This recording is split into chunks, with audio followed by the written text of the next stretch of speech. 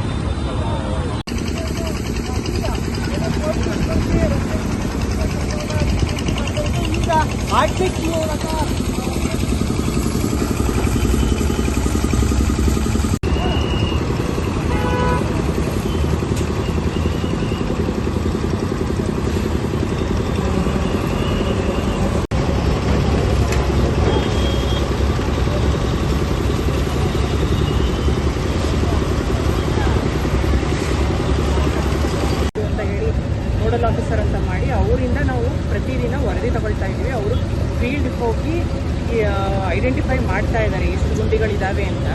ಹಾಗಾಗಿ 100% ಈಗ ನಮ್ಮ ಹತ್ರ ಇಷ್ಟು ಗುಂಡಿಗಳಿದ್ದಾವೆ ಅಂತ ಹೇಳಿ ಮಾಹಿತಿ ಇಲ್ಲ. ಆದರೆ ಏನೇ ಗುಂಡಿ ಕಂಡು ಬಂದ್ರೂ ನಾವು ಈ ಅಭಿಯಾನದೊಳಗಡೆ 100% ಕ್ಲಿಯರ್ ಮಾಡ್ತೀವಿ ಅಂತ ಹೇಳಿ ನಾನು ಹೇಳ್ತಾ ಇದ್ದೀನಿ. ಎಷ್ಟೇ ತಾರೀಕು ಒಳಗಡೆ ಮುಚ್ಚೋಕ್ಕೆ ಸಾಧ್ಯ ಆಗುತ್ತೆ?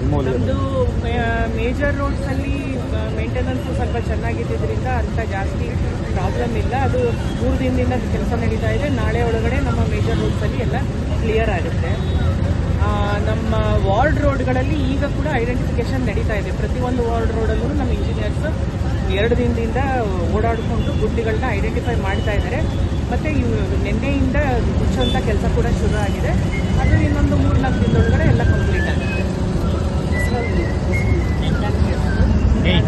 ಕ್ಷಣ ಕ್ಷಣದ ಸುದ್ದಿಗಾಗಿ news 81 Kannada YouTube channel subscribe ಮಾಡಿ. ಹೊಸ ಸುದ್ದಿಗಳ ನೋಟಿಫಿಕೇಶನ್ಗಾಗಿ ಬೆಲ್ ಐಕಾನ್ ಕ್ಲಿಕ್ ಮಾಡಿ.